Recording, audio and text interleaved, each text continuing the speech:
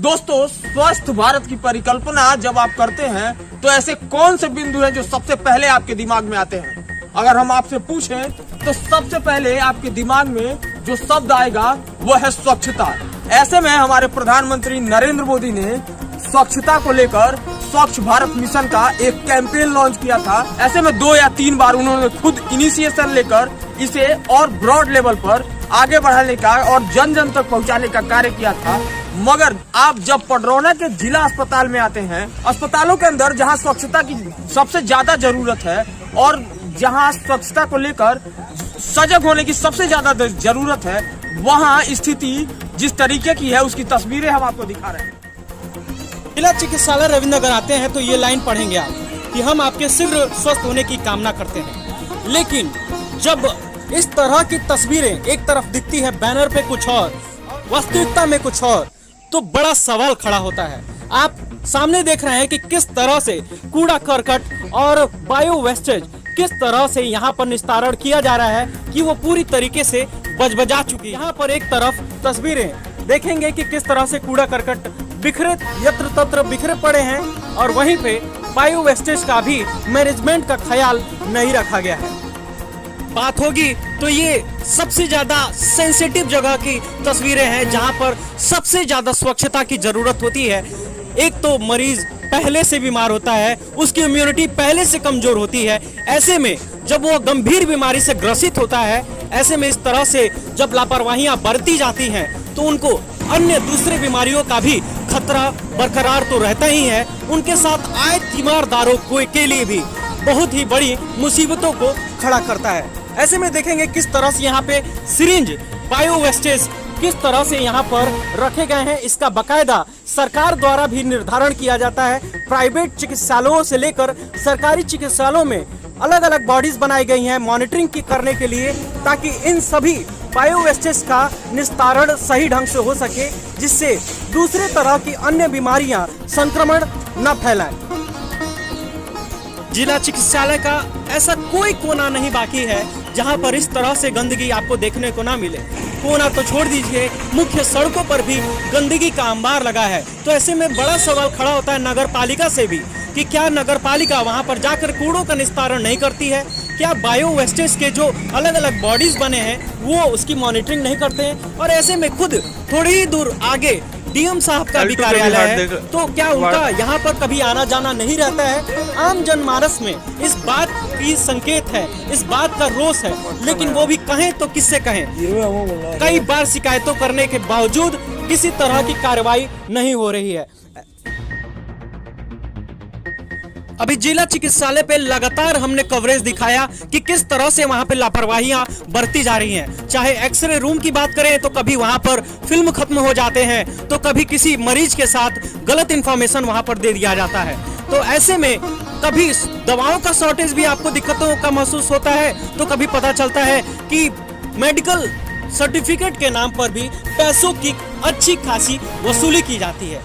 ऐसे में एक बड़ा सवाल पूरे हॉस्पिटल मैनेजमेंट के तरफ भी कुशीनगर संवाददाता खड़ा करता है कि इस तरह की लापरवाहियां आखिर कब तक होंगी, इस तरह की गंदगी आखिर कब तक मचेगी। दोस्तों, इस वीडियो को काफी पहले शूट किया गया था इस उम्मीद के साथ कि शायद अब सही किया जाएगा, कल सही किया जाएगा, लेकिन लगातार कई दिनों से इस तरह की गंदगी जब पर्याय बनी रही तो हमें ये वीडियो दिखाने पर मजबूर होना पड़ा ताकि जिम्मेदार की आंखें खुले। अस्पताल एक ऐसी जगह है जहां एक बीमार के साथ उसके परिवार के 2 या 3 सदस्य जो कि स्वस्थ होते हैं वो उसके साथ जाते हैं। लेकिन जब आप पडरौना के जिला अस्पताल में आते हैं तो जिनके ऊपर जिम्मेदारी है कि अस्पताल को स्वच्छ और सुंदर बनाए रखने का, वो अपनी जिम्मेदारी से मुंह मोड़े हुए नजर आते हैं और अस्पताल में हर तरफ आपको गंदगी नजर आती है, बायो वेस्टेज यहाँ तहाँ बिखरे पड़े नजर आते हैं। आइए हम आपको उसकी तस्वीरें दिखा रहे हैं। एक बार आप जिला चिकित्सालय आते हैं तो यहाँ पर लापरवाहियां हर तरह से दिखती हैं।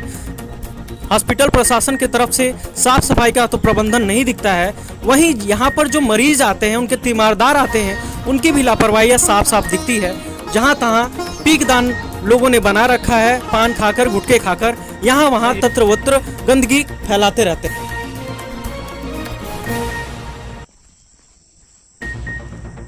आप तस्वीरों में देख रहे होंगे कि अस्पताल में जहां तहां यूज की हुई सुइयां, रुई, कॉटन के कपड़े ये पड़े हुए हैं और इनसे किसी स्वस्थ व्यक्ति को इन्फेक्शन होने का खतरा सबसे ज्यादा होता है। जब किसी आम नागरिक की नजर इन चीजों पर पड़ सकती है और वो इनको लेकर सजग हो सकता है, तो क्या जिनके ऊपर इसकी जिम्मेदारी दी गई है, जिन्हें इसका मैनेजमेंट करना है, क्या उन्हें ये चीजें दिखाई नहीं देती या वो इन्हें देखकर भी अपनी आंखों को मूंद लेते हैं? आखिर में हम ये सवाल खड़ा करते हैं अस्पताल के सीएमएस साहब से, अस्पताल के सीएमओ से, अस्पताल के जितने प्रशासन के लोग हैं उनसे, क्या उन्हें ये गंदगी दिखाई नहीं देती है? क्या आपके अस्पताल में जो नर्सेस हैं, जो डॉक्टर हैं, क्या उन्हें इस तरीके की ट्रेनिंग नहीं दी गई है कि वो इस तरीके के जो बायो वेस्टेज है मैनेजमेंट कर सके? उनके जो जगह बनाए हुए हैं वो उन्हें ले जाकर वहाँ फेंक सके? आप अभी देख रहे होंगे कि कोरोना का एक पेंडेमिक अभी थोड़ा नॉर्मल हुआ है, तो कोरोना की नई वेव को लेकर सब परेशान हैं। दोस्तों, कोरोना के नए वेरिएंट ओमिक्रॉन का खतरा लगातार बढ़ रहा है। 126 से भी ज्यादा देशों में ओमिक्रॉन से संक्रमित मरीज मिले हैं। ऐसे में अगर हम इस तरह की लापरवाहियां लगातार बरतेंगे तो हमने डेल्टा वेरिएंट के टाइम में देखा है कि कितनी मौतें हुई थी। सब किस तरीके से यहाँ वहाँ भटक रहे थे और कहीं भी सुविधाओं के नाम पर उन्हें कुछ मिल नहीं रहा था। ऐसे में जो यहाँ की स्थितियां बनी हुई हैं वो उससे भी ज्यादा बदतर दिखाई दे रही हैं। ऐसे में आप देखेंगे कि अस्पताल में जहां तहां पीपी किट्स, ग्लव्स ये हर जगह फेंके हुए हैं। ऐसे में इससे खतरा होने का चांसेस बहुत ज्यादा है। तरफ वहां गंदगी का अंबार दिखाई देता है और इससे खतरा सबसे ज्यादा मरीजों को तो है ही, वो बीमार हैं, वो किसी गंभीर बीमारी से संक्रमित हैं, तो उन्हें इस चीज से खतरा तो है, लेकिन उनके साथ जो तीमारदार आते हैं उन्हें इससे सबसे ज्यादा खतरा होने की संभावना है। वो इससे संक्रमित होकर वो खुद भी किसी गंभीर बीमारी से ग्रसित हो सकते हैं। तो ऐसे में हम ये सवाल खड़ा कर रहे हैं कि इसकी जिम्मेदारी कौन लेगा। तो ज्यादा से ज्यादा हो सके तो इस वीडियो को शेयर करिए ताकि ये उन तक पहुंचे जिनके ऊपर इसकी जिम्मेदारी है, जिन्हें इसके ऊपर काम करना चाहिए। बहुत बहुत शुक्रिया हमारे साथ बने रहने के लिए। ऐसी और भी खबरों को देखने के लिए हमारे फेसबुक पेज कुशीनगर संवाददाता को फॉलो कर लें। मुझे गौरव मिश्रा को दीजिए इजाजत, मिलेंगे किसी और दिन।